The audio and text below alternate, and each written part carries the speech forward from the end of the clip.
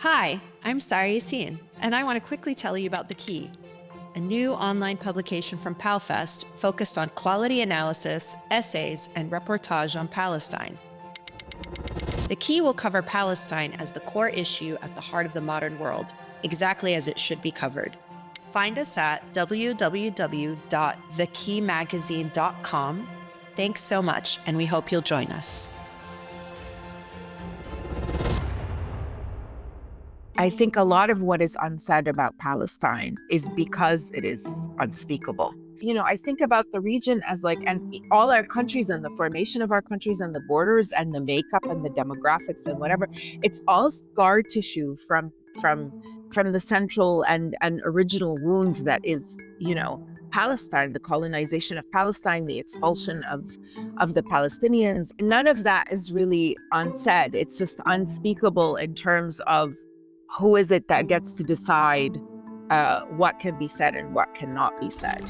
It's like all masks are off and they reveal fangs, and it's like, it's almost you don't want to see that ugliness. It's an assault when you read a sentence like that, and the fact that it can just be out there and completely normalized is just it's just insane. What writer doesn't wish for an entirely new language to be able to write about what is happening, right? Do you want to convey the visceral, once in a lifetime nature of this violence, right?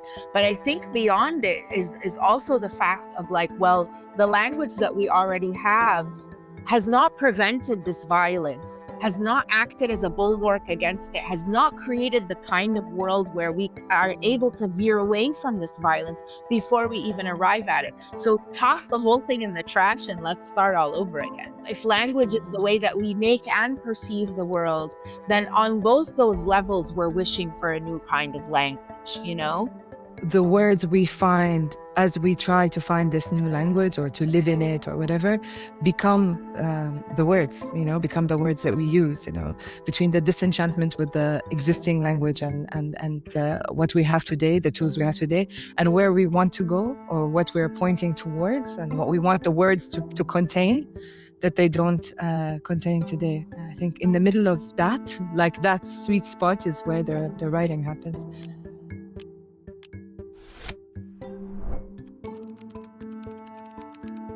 Hello, salam, and welcome to the PalFest podcast. Today I have my colleague Wahid, who is joining me here to introduce our speakers and the episode. Salam, Wahid. Hello, Bisan. Lovely to be back. And I'm delighted to introduce our two amazing guests today. Lina Mounzer is a Lebanese writer and translator and essayist. She's written for publications such as the Paris Review, Freeman's, Washington Post, The Baffler, as well as contributed to anthologies Tales of Two Planets, and the Best American Essays. More recently, Lina is a senior editor at the Markaz Review. And our dear good friend, Jehan Bseiso, who is a Palestinian poet, researcher, and aid worker currently based in Cairo. Born in Los Angeles and grew up in Jordan and studied in Lebanon. Jehan is currently working on a collection of poems entitled Conversations Continued. It's a compilation of real, misheard, and misremembered conversations. Wahid, what did Jehan and Lina spoke about this time? Oh, I love this conversation, and I know Jehan's poetry, and I love her poetry. So this conversation was such an eloquent and clear-eyed, and I have to say, fiercely honest analysis of both the politics of language, and the limits it poses on us when we are faced with such huge imbalances of power, the kind of imbalances we have seen in the last few years, especially.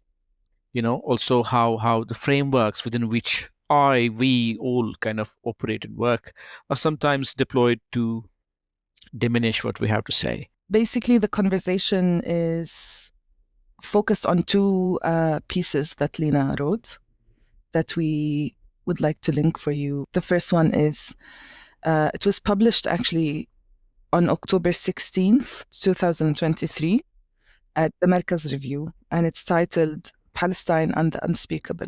And I think it was a very brave attempt at very early stage to defy the way the narrative was being written and controlled for us on our behalf. And I encourage everyone to write it. I think it's established a lot of foundations for not only Palestinians and Arabs, but anyone who wants to defend the Palestinian cause and wants to debunk the poisonous language that was being transplanted into our heads. And the other essay that is discussed in this conversation is A Year Without End, which was published again in the Markaz review. And Bisan, I really thought this was so necessary to call out the grotesque injustices of language, the extent to which the language of dehumanization of Muslims, Arabs is so entrenched in our discourse, in our everyday language. It made me think of you. It resonated with me over the years. I have kind of, struggled with this and sometimes then not cared and said life is too short for me to battle these ignorant editors at some places, and then one has had to move on to write elsewhere, as Lina eloquently shows in this, because you find that language that we have come to use, that we have used during our university years, during our work years, is so clothed in the colors and shapes of empire that it takes years to drop it, to decontaminate your work of that language. So it's a very, very, I thought it was a very, very important conversation. Amazing. Thanks, Wahid. Let's tune in. Hi, Lina. Hi, Jehan. It's so nice to see you. Yeah. It's been forever. I think first, I'd just like to start by saying, how are you? I'm okay. I'm better these days, actually. How are you? I'm good. I'm also a bit better these days. Sometimes the evidence for being better is not very clear, but why I'm better is not very clear, but definitely feel better. I'm so happy to be in conversation with you today as part of the PalFest podcast series. I've been, as I mentioned, thinking a lot about your work and rereading some of your essays. And let's jump right in. So, Lina, maybe the first thing I would like to ask you is a little bit about your work with Markaz. What do you do with them, and how long have you been working with them? And just some of your work. So I'm a senior editor at the Markaz Review, which is a literary arts and culture magazine. And it is for and by people from this region of ours, which we call the center of the world, which is, the greater Middle East, and extending outward, Kamina, to, sometimes to Afghanistan, Pakistan, Turkey. But, essentially this center of the world, if you don't look at it through this kind of North American centric map. And so I started work at the Markaz Review in September 2023. So literally a month before the genocide, I began my job, and then October 7th happened. And honestly, like I look back and I feel really grateful that I had this job at this time, because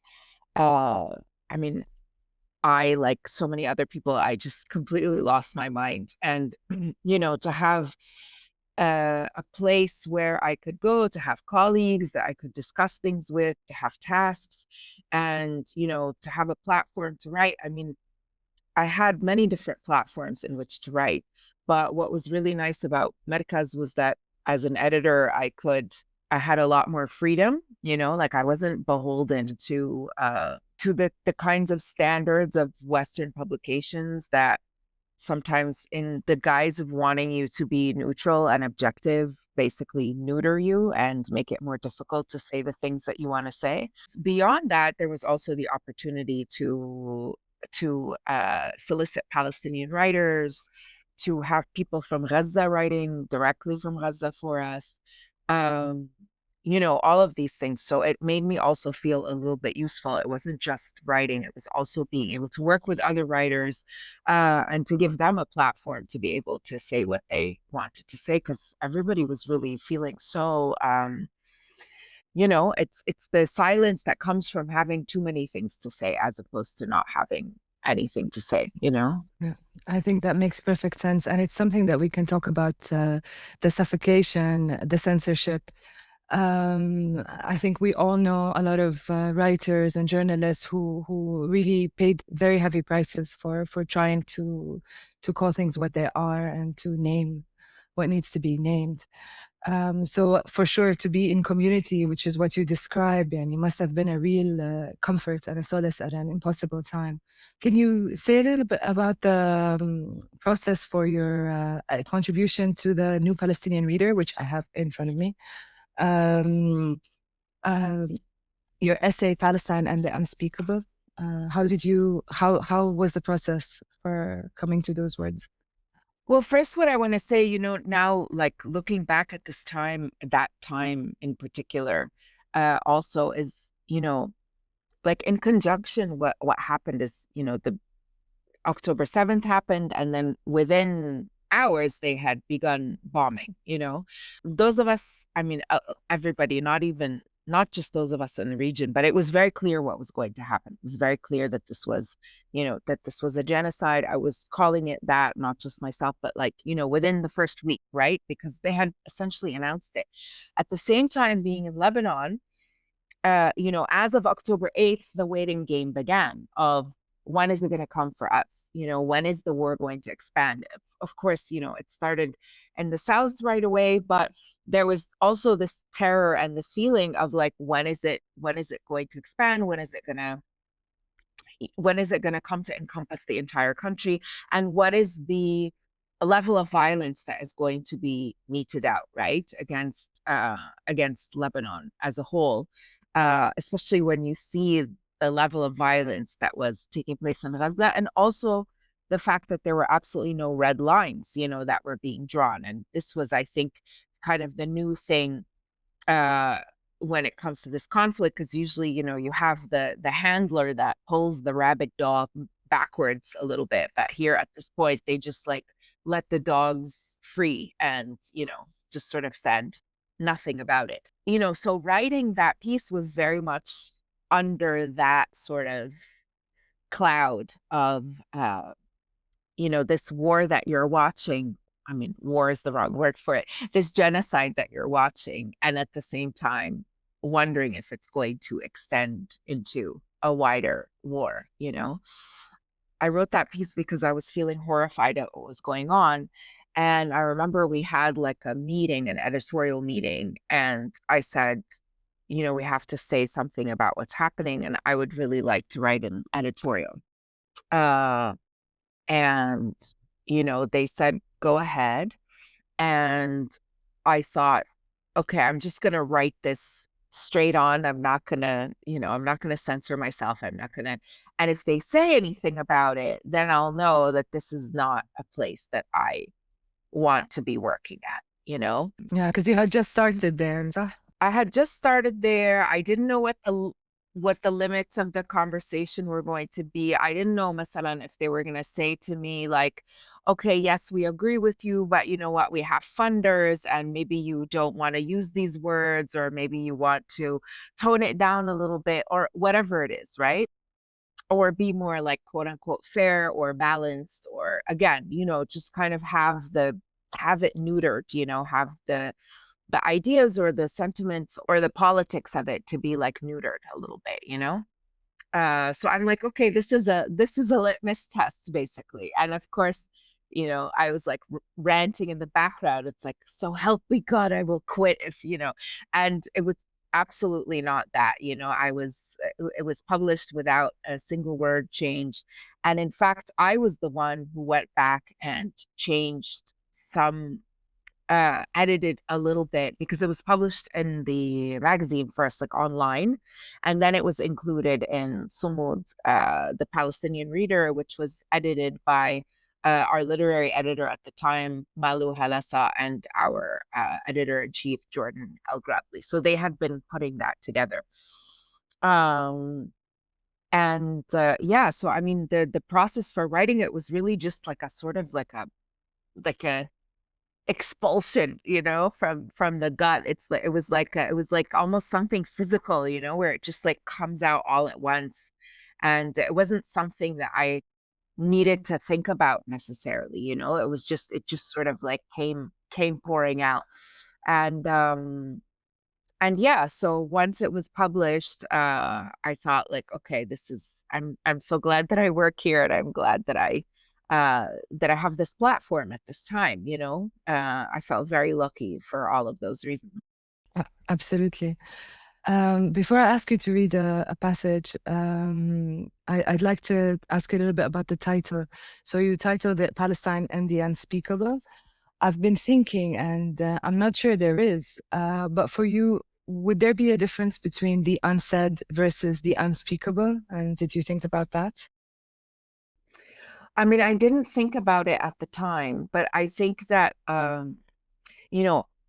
I think a lot of what is unsaid about Palestine is because it is unspeakable.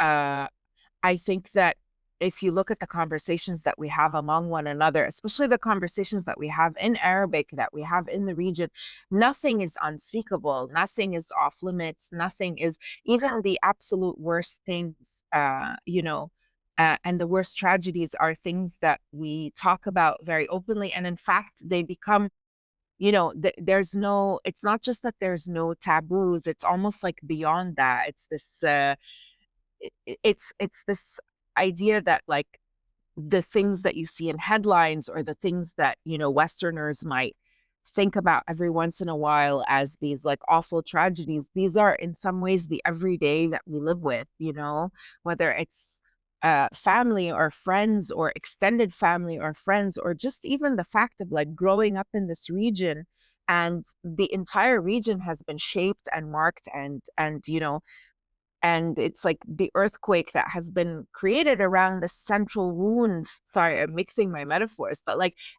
everything, I think about the region as like, and all our countries, and the formation of our countries, and the borders, and the makeup, and the demographics, and whatever. It's all scar tissue from the central and original wound that is, Palestine, the colonization of Palestine, the expulsion of the Palestinians, and so none of that is really unsaid. It's just unspeakable in terms of who is it that gets to decide what can be said and what cannot be said, and that's what creates this kind of silence around the entire issue, At least that's the way I see it. Absolutely. I really wanted, and that's a brilliant answer. I really wanted to ask you on the unsaid versus the unspeakable. Would you like to read a passage? Sure. Yes. I picked out a passage that actually kind of speaks to exactly what you just asked now. The out of control depravity of the violence now in Gaza shows us, hard as it is to believe, that in previous bouts of rage, the Israeli state remained restrained in its response. The international community, chief among them the US, would always eventually pull it back from the brink. After some unstated ceiling to the death toll, the international community would, like an indulgent parent, cluck, now, that's enough of that. This time, there's no such restraint and no such admonishments. The narrative of Israel has the right to defend itself remains steadfast, repeated like a mantra. In fact, a State Department memo circulated on October 13th, already nearly a week into the bombing, warned diplomats working on the Middle East against using 3 specific phrases in their press materials: de-escalation slash ceasefire, end to violence slash bloodshed, and restoring calm. In other words, there is no hope of ceasefire, no end to bloodshed, no calm. But it's not just diplomats acting as stenographers for the Israeli state. Many journalists have enthusiastically signed up for the job as well, repeating claims from the IDF without checking facts, twisting themselves into rhetorical pretzels to avoid damning language, referring to Palestinians from Gaza en masse as terrorists, altogether responsible for the Israeli tragedy, as though they were a single hand wielding Hamas's guns. Make no mistake, this is a war of words, too, of foregrounding certain words, certain narratives, and silencing others. Gazan Palestinians are being gradually cut off from the world as their power goes out. According to Reuters, the Israeli communications minister is seeking cabinet approval to shut down Al Jazeera's bureau in Israel, unquote. Human rights lawyer Noura Arakat relays that CBS News refused to air an interview they'd done with her, while ABC refused to air one with writer Muhammad Al-Kurd and CNN with political analyst Yusuf Mnayir. The Frankfurt Book Fair has canceled an awards ceremony for Palestinian writer Agony Aunt, then lied that she had consented to the decision. Pro-Palestinian demonstrations have been demonized the world over as, quote, celebrations of terrorism, unquote, or outright banned. Since words are so important, so dangerous, let us then call what's unfolding in Gaza right before the world's eyes exactly what it is: a genocide, a second Nakba. What else might we call this mass slaughter, this forced expulsion of a people from their homes, their cities, their lives? Israel and the US are attempting to pressure Egypt to take in refugees from Palestine, to build them a tent city in the desert. The Palestinians don't want to leave. They know what happens if they leave, for it has happened before. If they leave, there is no return. Thanks, Lina. Thank you for that. For me, again, your writing crosses the bridge, or even brings the two things together of what would be maybe journalistic or news with something more literary. And that's why I love it so much. And I think that the way that you witness from a distance through these words is super powerful. When you say war of words, other than genocide and the words that you mentioned that were explicitly censored, what other words would you say have come up for you around the genocide? It's interesting. There's one thing that I think about a lot, and that we have all witnessed. For example, whenever you see like Israeli Hasbarists, going on and talking about October 7th, you will notice, and it's unbelievable. Like, obviously, they've all received the memo, right? Just like this memo that I talk about here. And now, we're realizing as more and more people act as like kind of whistleblowers, still nowhere near enough, of talking about what happens behind the scenes in news organizations, what people are allowed and are not allowed to say. You realize that there are these memos that are circulating everywhere, whether it's, whether it's the things that should not be said or the things that should be said. And if you notice, every single time anybody talks about, the Hasbara people online or on TV or whatever it is, they talk about October 7th. They say Hamas burned, maimed, raped, mutilated, slaughtered, whatever it is, right? They will give you like a range of adjectives every single time, even ones that have been completely debunked, like burned alive, raped, things like that. And they will just repeat them again and again and again. And you realize this like appeal to like this emotional language and these, action verbs that they're using. And you realize like how important it is. Like they have just sort of, they cement that, right, in people's minds. And if you notice, they always use the word slaughter. All the time they use the word slaughter. The news will use the word slaughter. And I think even I may have used that word myself in the first version of this piece that I wrote. And then I went back and re-edited it afterwards, thinking about, my God, how crazy that I reached for that word immediately because it was already so ingrained, like even somebody who knows better or thinks better or understands the reality better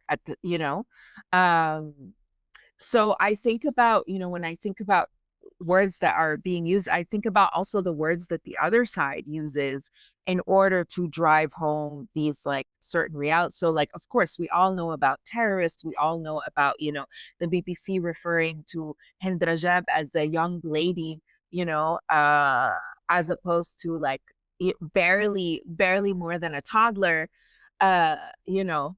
Um, sorry, I find her in particular very difficult to talk about. But yeah, so you know, you think about the words that they use as well, not just to like humanize their victims, but to drive home the violence so that they can then in turn be very like, and everything they say, this like subtle or and sometimes much more overt justification of the level of violence that they have meted out, you know. And like truly بزرزق بدني, like my entire, like I have a full body physical reaction when I hear those words now, and the way that they repeat them, you know, as like an entire sort of like hike, you know, like a mantra, like a yeah. Anyway, For sure, talking about Hind Rajab is very difficult, and that incident is one of the main ones, I think. But there's been just so much bloodshed, and so I mean, for me personally, I think, you know, I come from Gaza, and originally both my parents.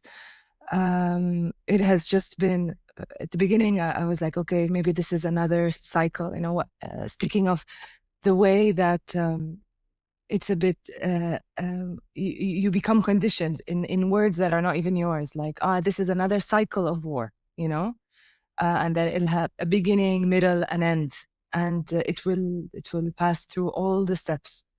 And as you write in your essay, the particularly unhinged nature of this genocide, you know, I think, although for many of us it was clear that it was different, to be honest, for me, it was wishful thinking. Like I kept thinking like this is going to be another cycle, you know, and I kept waiting for the middle and then waiting for the end. And it was just very, very, very long. and it hasn't ended. Of course, exactly. I was just about to say, what is a ceasefire with the people continually being killed and aid held on borders? I mean, what is that? And not only in Palestine but also in Lebanon. You know, this is 10 people were killed in South Lebanon the other day, and you know, yeah, 10 people killed in South Lebanon, entire fields, you know, they're spraying them with herbicides every single day, things that have been banned, you know, and these are just a fraction of what's continuing to happen, you know, in Gaza. And yeah, it's you know, you're talking about like the ways that we have been conditioned to think and the cycles of it. Like, absolutely, you're right. And I think though this one was very clearly different from the outset, even though we hoped that it wouldn't be.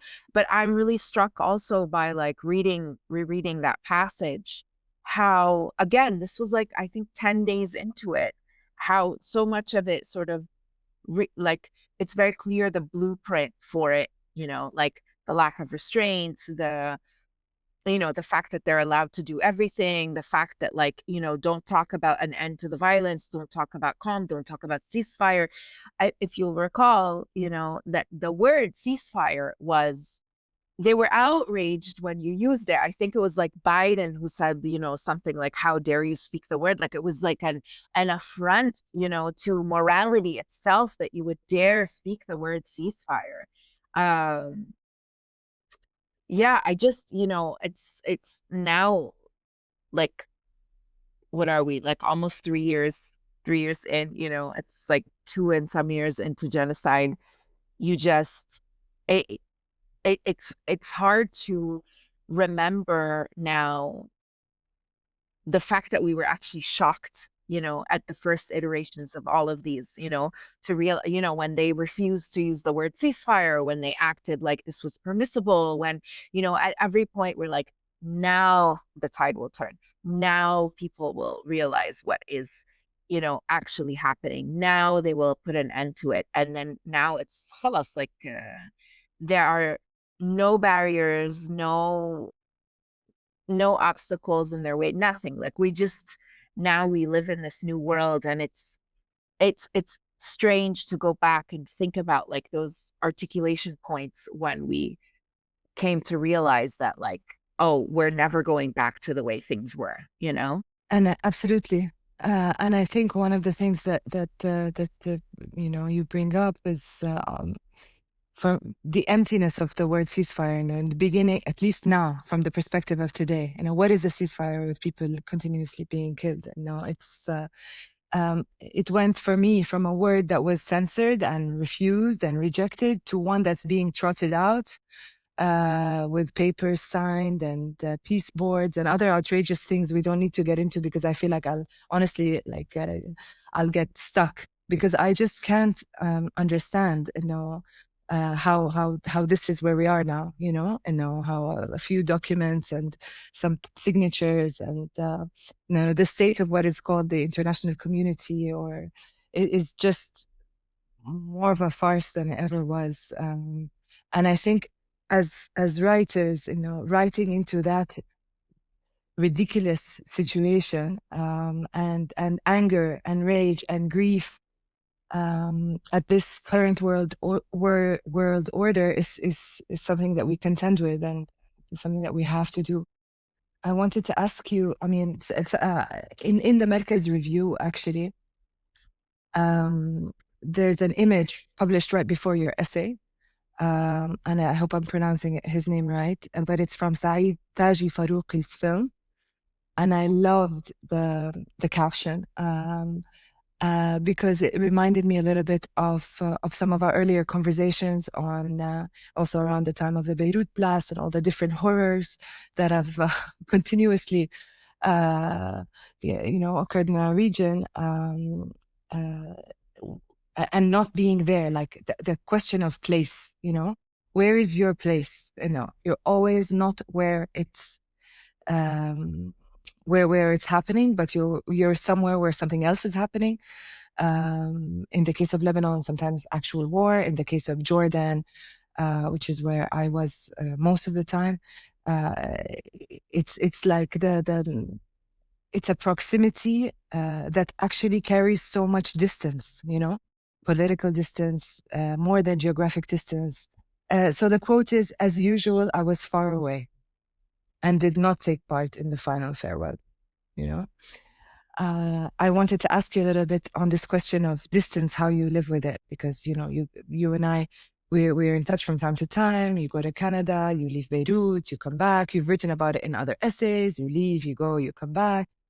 Yours is you know, a constant traveling. At least in my case, you know, my grandfather was expelled, and we left, and then we have not come back, and it's simple. But yours is like a bit of a more wave motion. So how do you see it? Yeah, a wave is actually a really beautiful way of putting it. You know, it always comes back and breaks on the shore of Lebanon, of Beirut, where I'd have, you know, lived most of my life. So I was born and raised here. I was born during the Civil War. That was the only reality I knew until I was like 10 and a half. Then my family moved to Canada, to Montreal, and I was the only one who returned. So I go back and I visit, and, you know, on occasion I have spent like a longer time there.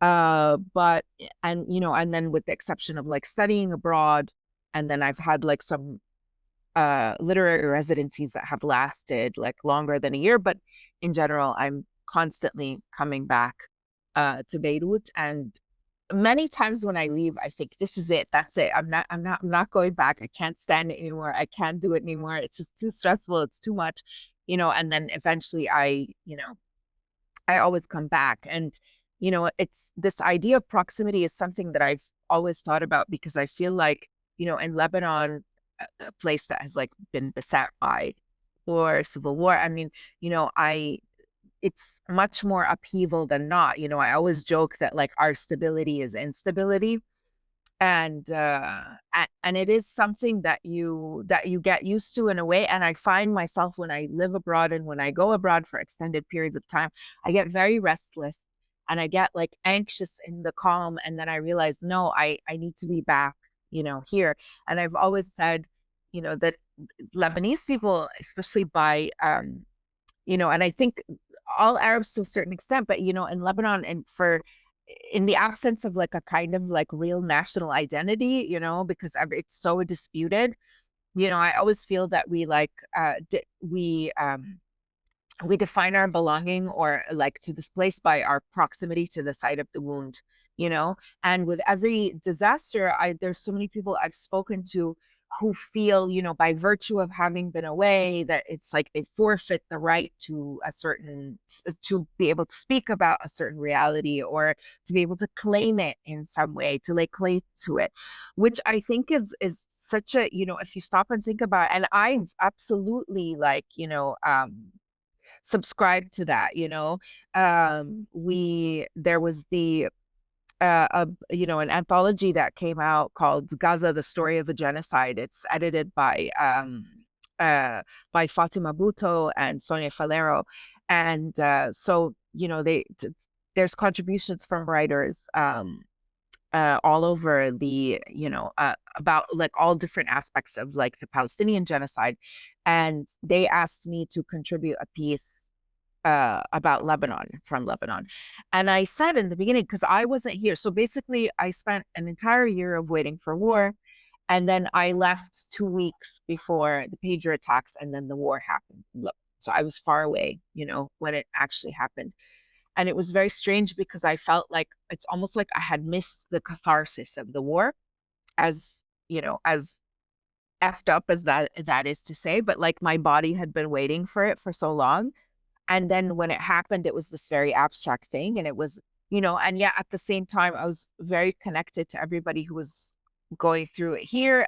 But I told them, I said, I don't think that I should write this piece about, like, I don't want to be the person who writes the piece about Lebanon because I'm not there, and they argued me into it. They convinced me to write it. But, I ended up writing a piece. The original title of it was Survivor's Shame. Like I was trying to explain how, that there was like a shame that was almost beyond the guilt, that I had not been there. And then when I returned afterwards, I realized that everybody was carrying this shame. Like even the people who were here who were like, well, I was up in the mountains most of the time. I was not in the South, I was, so there were like all of these different things that, my cousin at some point, like ended up going to Qatar. And in fact, just yesterday we were having the conversation and she was saying to me, if it happens again, I won't leave this time. And I said, why not? And she said, well, because I wouldn't, like, the guilt would just kill me, because if my parents would agree to leave with me, then maybe I would go and I would feel fine. But, to leave them behind and to leave myself is not something I would ever do again. Like I still live with the guilt of that constantly, so, and this is something that I see also in like my Palestinian friends, because most like all of them have been displaced, right? At various different points. They're the ones whose families were displaced in 48. There's the ones whose families were displaced in 67. There's people who don't have relatives in Palestine at all. There's people who still have relatives, بالضفة, or people who go back. But at no point do you ever feel that they, and correct me if I'm wrong, question their identity as Palestinians. In a way, that displacement, that lack of proximity is part of that identity as a Palestinian. And yeah, I mean, so I think we all struggle with various aspects of this, but when you step back, you start to feel like, what a strange thing that we've decided is like, because, right, if you're like deep, like the more, if you're extremely proximate to the site of the wound, then actually you don't survive it, Yeah, exactly. And actually, I'm thinking of a lot of the writers who have emerged and have found a way, like Batul Abu Aqlin, poet from Gaza who's recently arrived in France for studies. And now writing from within the wreck and within the wound. I think that it's. I want to ask and to talk also a bit about how this distance, this lack of proximity, how do you see it and manage it as a writer? Because for me, it goes through ups and downs, exactly like you say, like a bit of a getting caught up in silence. So I tangle myself up in silence, mostly because there's too much to say, as you said, and also thinking, okay, the distance is paralyzing my words, and then there would be other moments where also, like you said, in one expulsion almost, words come out. And although for sure, I don't think that ever we should kind of pretend that we're there when we're not there. This is 100%. And there have been also some unfortunate incidences where people who are not there have kind of hijacked voice, platform, presence from others. And I find that unfortunate and not okay. But there is a role, there is a space for everybody, I think, and for every vantage point. And when faced by this much erasure and deniability, and in your other essay, you start with ask every Arab how they feel, So, and I'll ask you to read that paragraph in a second. But basically, my point is that there's a voice and a role for all of us, even those who witness from a distance. But for me personally, it's very important to immediately confess that distance and to make it very clear who's there, who's not there, especially in today's world. Yeah, I agree with you. But I also do think that there is place for every vantage point, as you said. I do think so. Yeah. Tab, as a writer, before we go to the next essay, I think, can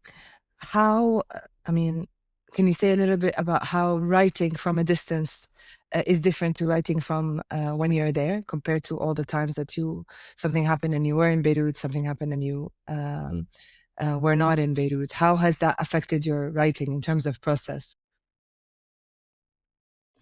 It's difficult. It's difficult to say. Yeah,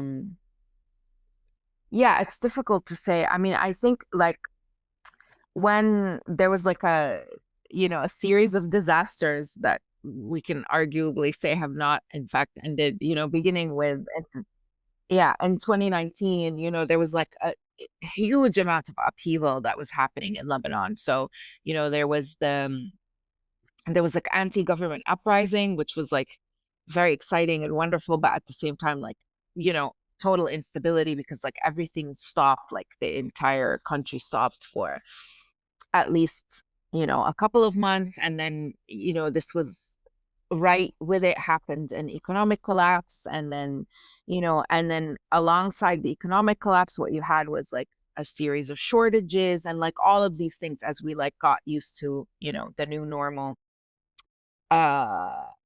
which is like so crazy. Like yesterday I went and because I was like invited to iftar.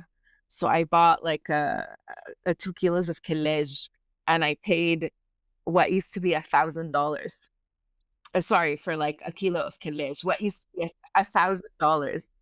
And then as I was walking out with it, I just thought like, how crazy is that? And how I've just gotten used to it and adapted. Yeah, exactly. The reason I bring this up is because, you had all of this crisis and upheaval going on. And so I was writing a lot at the time, and I was writing for various different outlets, some of them local, some of them Western. And, it was just a constant kind of output. And the output was about the immediacy of what was happening. It was almost like a direct reporting, even though I would never call myself a reporter. And I've had to think about like, what is the difference between like a reporter or an essayist?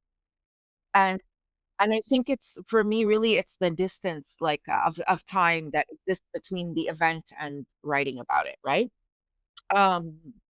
And so the shorter it is, the more of a reporter you are, and then the longer it is, So I was like, I always think of it as like I was unwittingly thrust into the role of a reporter. And then at some point, it just felt so repetitive. Like I was just kind of like saying the same things over and over again. And then I just got really burnt out. I felt like I have nothing left to say, you know, about just people's misery. And I had like an entire crisis of like, well, what's the point of this in the first place? You know, like, why am I doing this? Who am I doing this for? What am I, I had been writing, for example, like pretty regularly for the New York Times. And then at some point after the genocide, I just thought like, I can't do this. Like, I can't justify to myself like feeding this platform in any way, or like giving it any legitimacy, either as a reader or as a writer or anything like that. So by the time I was distant and I was writing from a distance, I already felt like I had nothing to say.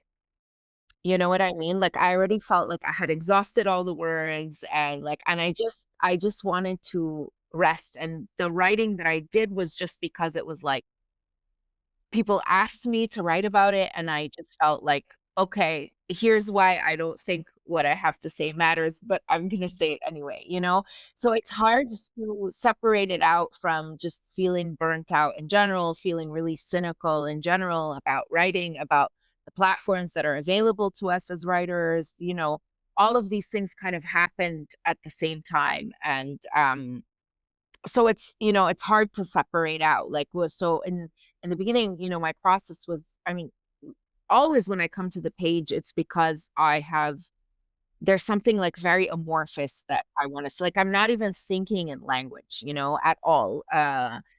It's so I'm thinking in structures, I'm thinking of movements, I'm thinking of like, it's hard to even explain. It's extremely abstract for me.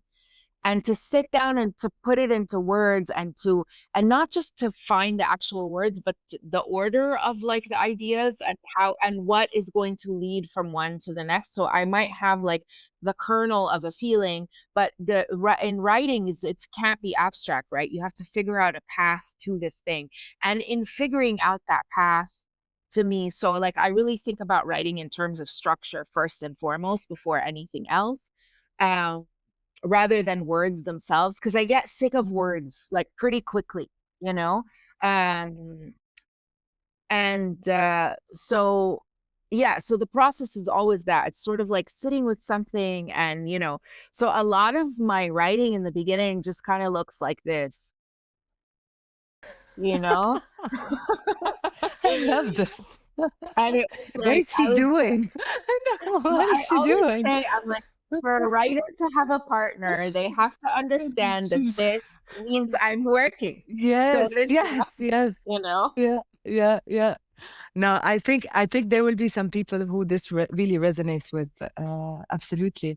And I love what you just said about like even as a writer, sometimes getting sick of words.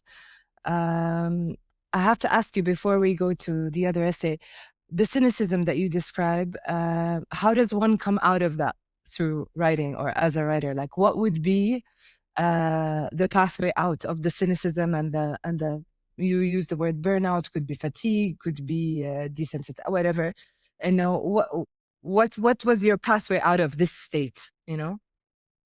Bold of you to assume that I'm out of it.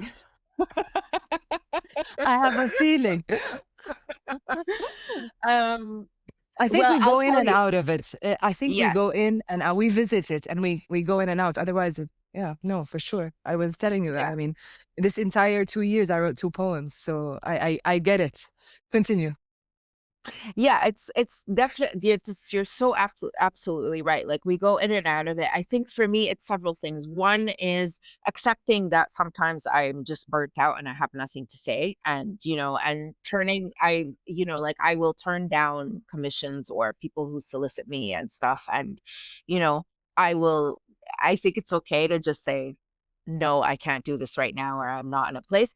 At the same time, as you and I were talking earlier, over WhatsApp, sometimes someone else's persistence or someone else's solicitation is a good thing to follow, because it'll help you kind of come out of that.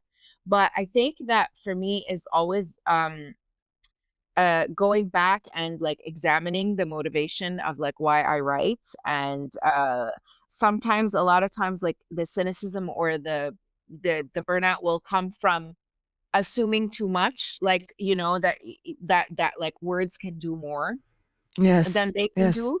Yeah. And then reminding yourself that, like, no, this is like a tiny drop in the bucket, and that's okay, and it's not going to change anything, and that's okay. And sometimes you write just to give somebody else words that they may not have been able to have, and that's okay. And it could be just one other person, and that's okay, like all of these things. So I think that maybe sometimes when your ambition grows, and I don't mean ambition as a career ambition, I mean, like, you're faced with this absolute horror that you're seeing, and you feel like you feel helpless, and then you see, well, my words also are helpless to stop it. It's like, well, stopping it is not the point of your words. That's not what you're doing, and also I find, for me, like a sort of like a great comfort in going back and like reading writers who have grappled with this throughout time. And it makes you realize, on the one hand, it's awful because you're like, oh, there have been so many ends of the world, and so many people who have faced these different ends of the world. Um, but a book, and I talk about this all the time, that I come back to again and again and again, is Memory for Forgetfulness, the Zakira Nisyan, by Mahmoud Darwish, which is, a memoir of 1982. So he like wrote it of and from, and of the Israeli siege, August 1982, of Beirut, which was like just incredible violence. And again, you see the same thing, like there were so many weapons that they tried out for the first time. They flattened like West Beirut. It was like, you know um and he writes of this, and of course it was like a war within a war, right, that happened. It was like, um and I think I read, like, a friend sent me a poem by Noor Jarrah, who, that's what he calls it, like a war within a war. Um, anyway, uh, uh, Darwish, in that book, tiny book, but like so slim, but he talks about so many different things. Unbelievable. Like, I think about it as like a handbook on like how to write about war or from war, or, and and he says, it seemed to us then that the war had given us like a new language, with which to speak of things. And he's talking here also about the Civil War, which was like, because there were so many intellectuals who were kind of inside that war and writing from that war and stuff. And he says, so it seemed to me then, like, it's that he felt that the war had given him a new language, and then he realizes now, as he's writing of this new violence, that that new language doesn't exist. And it made me think about, I wrote this piece for the magazine Equator, where to me, I feel like it's only at the end of the piece that I began arriving at like what I really wanted to say, which is what often happens to me. And it was, I was thinking about this fact that, like, what writer doesn't wish for an entirely new language, to be able to write about what is happening, right?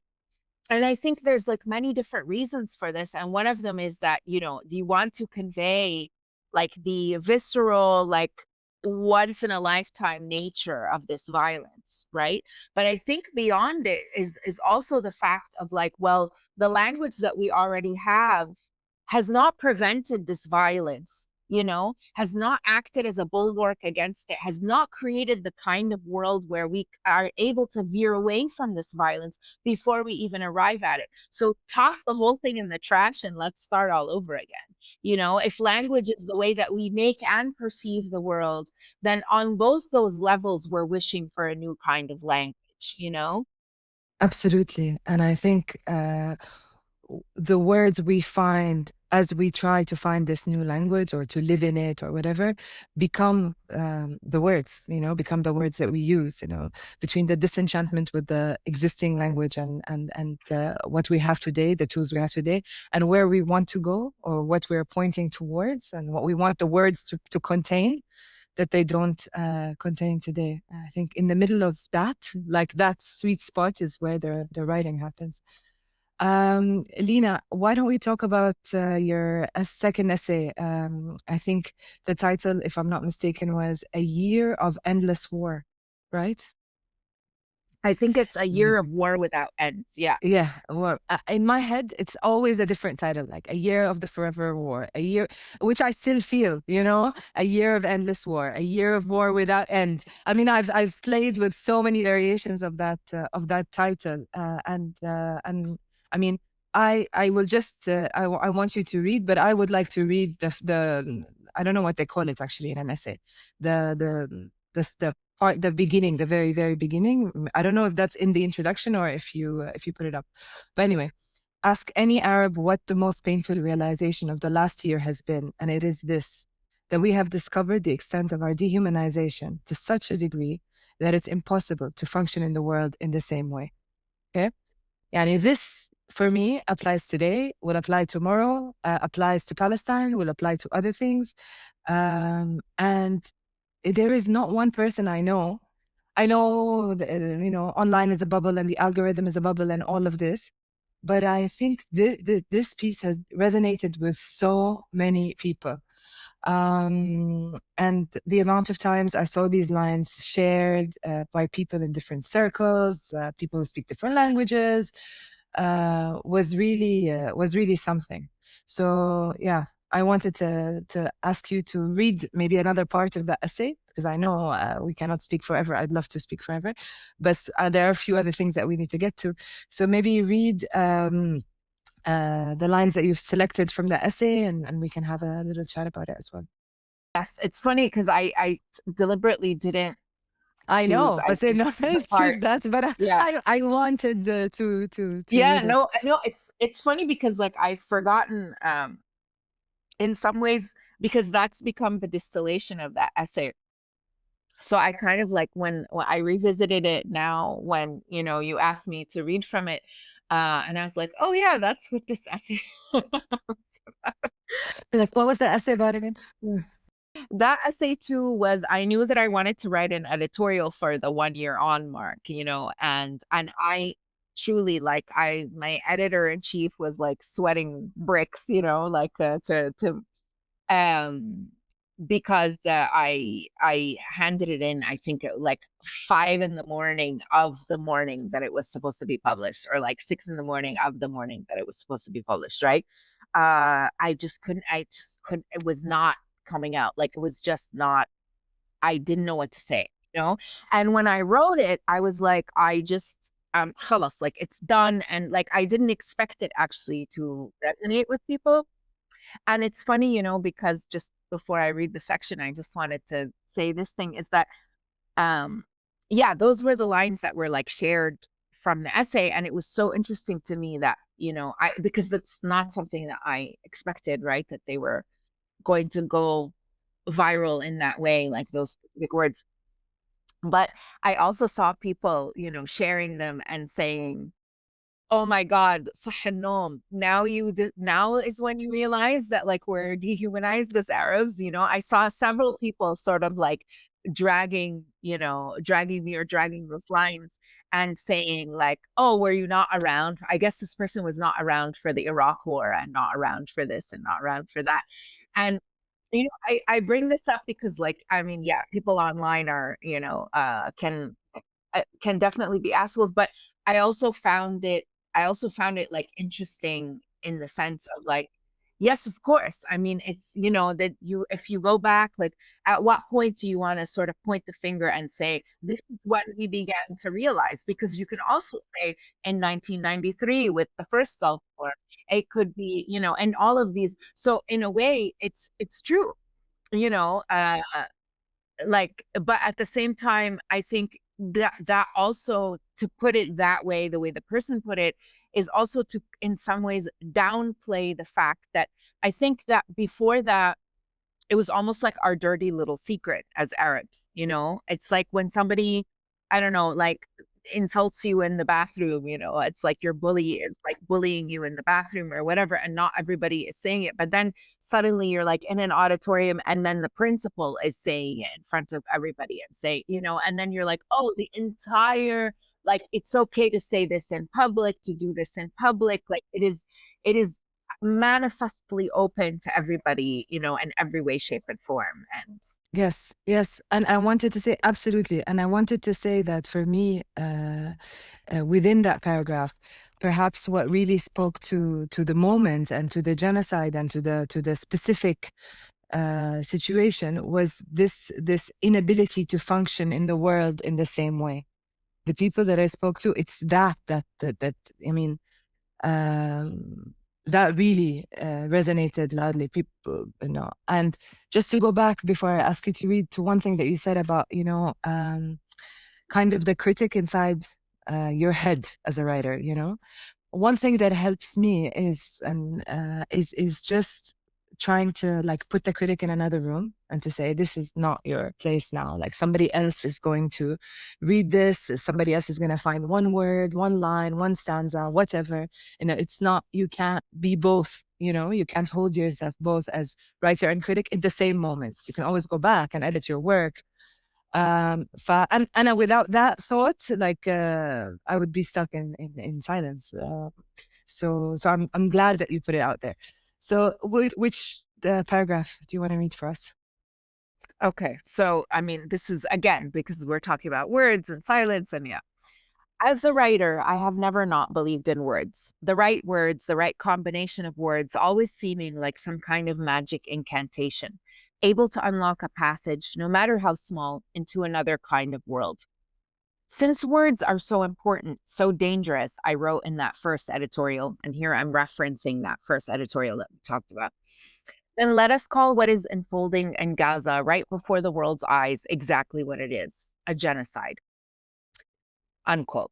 And yet I have come to the point where words fail, not because the words themselves aren't up to the task of describing the savagery, but because I'm coming to terms with the inability of those words to affect any change in some listeners, to convey the magnitude of loss and horror, to affirm the unique, irreplaceable humanity of those we've lost over the last year, and the magnitude of each individual loss to those disinclined to see us as human. The failure is not that of language itself, then, but of the rotten substructure of the world within which this language is meant to function. For what is difficult to understand about a doctor in Gaza describing the amputation of limbs undertaken without anesthesia, or a doctor in Beirut saying that he's, quote, never had to remove more eyes, unquote. What further eloquence might aid in the comprehension of such horror? I came across a post on X last night in which the user had posted the following testimonial by a pediatric nurse practitioner. Open quotes. Every day I saw babies die. They had been born healthy. Their mothers were so malnourished that they could not breastfeed, and we lacked formula or clear water to feed them, so they starved. Unquote. He captioned it, no words. Truly, though, what other words might be needed? No, the problem isn't with language. It's that some of us are so deliberately dehumanized that no description of the barbaric manner of our suffering or deaths could suffice to prove our humanity. In fact, the greater the barbarism, the more insistent the gleeful assertion that we deserved it. The West seeks to preserve the image of its own humanity at the complete erasure of ours. How can they be guilty of murder when those they kill are merely terrorists or human animals? In fact, not only are they not guilty of murder, they are heroes, cleansing the world. Thank you, Lina. I mean, it's, as you said, like the line between reporting and essay is maybe distance, but also time. And although you wrote this like 1 year later, it completely resonates even today. I mean, you know, actually what struck me, not to interrupt you, but like as I'm reading this, I'm thinking also about, you know, this imminent war that is about to take place on Iran and the way that that's also being sold to people and the language that's being used around it. And, you know, just this morning I was reading,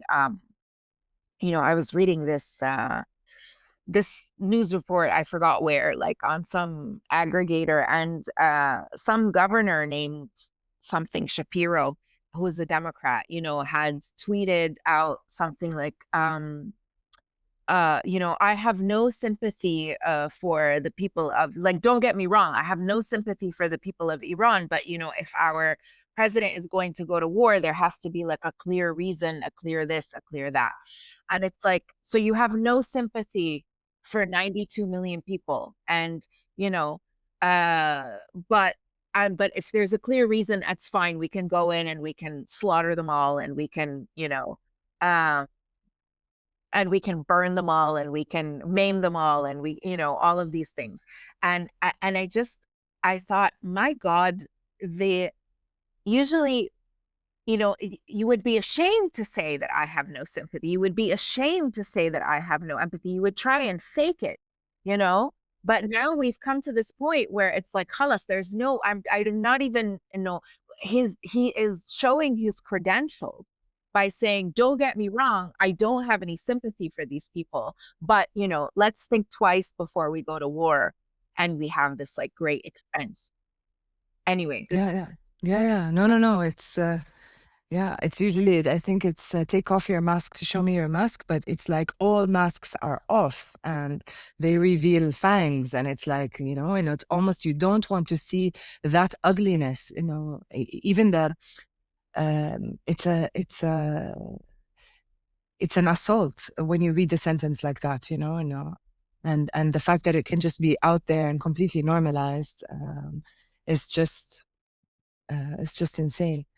So Lina, I wanted to ask you, what have you been working on and thinking around and about lately? So I'm working on several different things at once, which is usually the case. But the thing that I'm working on consistently right now, which I'm actually quite excited about, is I started this monthly column with Markaz, and it's been almost a year, but like, because I nuked my Twitter account, I no longer have a way sort of to, really disseminate the things that I'm working on in the same way anymore. So this is, I'm writing an advice column at Markaz under the name like Dear Susi, but I mean, it is me, and it's I openly say that this is my pseudonym. And this came out because essentially I'm huge, like, I love advice columns, like the big essayistic ones. I don't know if you've ever read like Dear Sugar or, the ones like that, but it always struck me as, even though I really loved them, a lot of the advice was written as though people were like disconnected from a kind of political, historical reality. It like spoke to like the liberal human kind of. And so for me, it was like a little bit of a joke, almost like a title, but, and so I pitched it as like, an existential advice column for third world problems, as opposed to first world problems. And, there have been some really, really interesting letters, and a lot of them in the beginning to do with the genocide. Like the first one was about a woman whose partner, she's Palestinian and her partner is not, and she's just saying, I'm trying to talk to him about this, and he's like, I'm not interested in politics, and like, I don't know how to speak to him anymore. There was another one about a person who fell out with a friend, over the genocide. A lot of the letters that really had to do with that. Now we're getting more letters that are a little bit more personal, but my approach to them is always to talk about things and problems and everything as like rooted in a particular like historical reality, political reality, that we are all part of communities as opposed to just individuals who are, living through things. So that's the thing I'm most excited about. And like I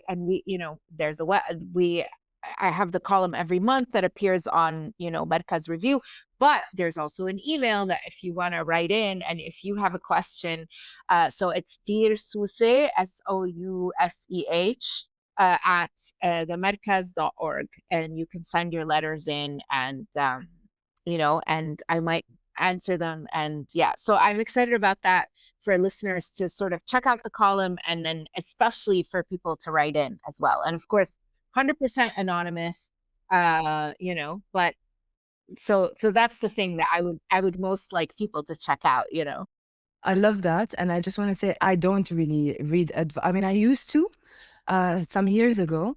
But it's true. Everything was so generic, like Susie, 25, could be living here or there, and the responses were so. I think. I mean, I couldn't really relate. But what you describe about contextualizing that advice, and even the way that you say it, what did you say? Existential advice to third world. For third world problems. It's the joke because we always talk about first world problems. I'm like, well, we have third world problems. Sure. No, I think it's brilliant, and I'm really looking forward to see how this evolves, and I think it would be brilliant if those listening to it maybe had a question that they wanted to ask you. And Suse comes from, because for us, Suse is like that nosy person, or someone who has to. I mean, how can I say? Yeah, has to get involved in things, has a curiosity. It's positive, it's lightweight.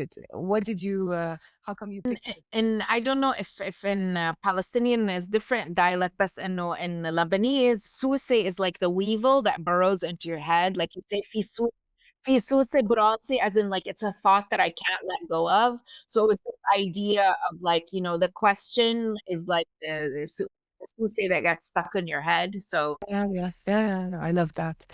All right. So we'll definitely check it out. thank you. Yes, please do write it. I think that we are slowly coming to the end of the time I think that we have. Did you want to say something else, or do you want to ask something, or you have a thought you want to share? No, I just, I just want to say, what I find really wonderful about conversations like these is, we're having a conversation now as two writers. You're a poet, I'm an essayist, but we're also having a conversation as two friends who have, known each other in various circles, like across time and across many different disasters as well. A lot of our communication in the last years has been just checking in. Are you okay? Are you all right? And it's very sad.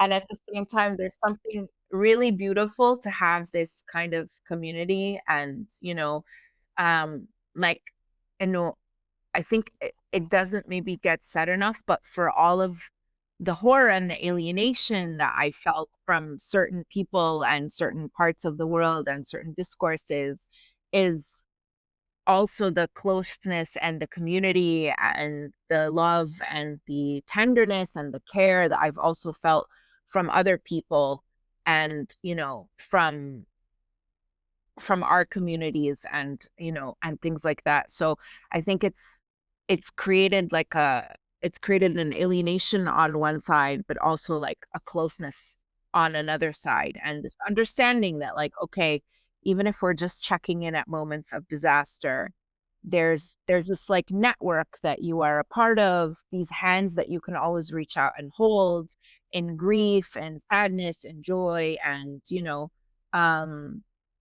and I find that really beautiful. So like, thank you for this conversation on many different levels. Like, I'm very glad to be having it with you in specific, I love that. And thank you, Lina. No, really, right back at you. And even if indeed, we check on each other as the world like burns and our region just goes from one disaster and one breaking news to another, though the connection and the communication, I think, is what keeps us going. And I even talking about what we lost, and the silence, and what we lost in the genocide, what we lost in the year of endless war, and how we find our way to words is a reminder. Like talking to someone like you, or talking to you specifically, reminds me why I write. It reminds me why we need to keep going. I really love what you said there, and this will stay with me because I can really relate to it. I think you use the word burden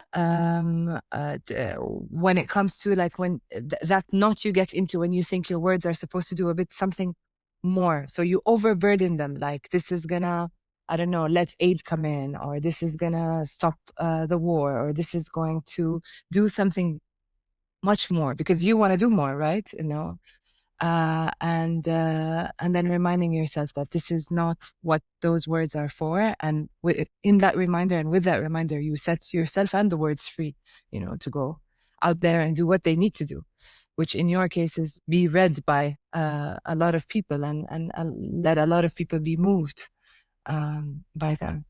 It's just to go back, and build on what you said, is I'm realizing now, as you're sort of like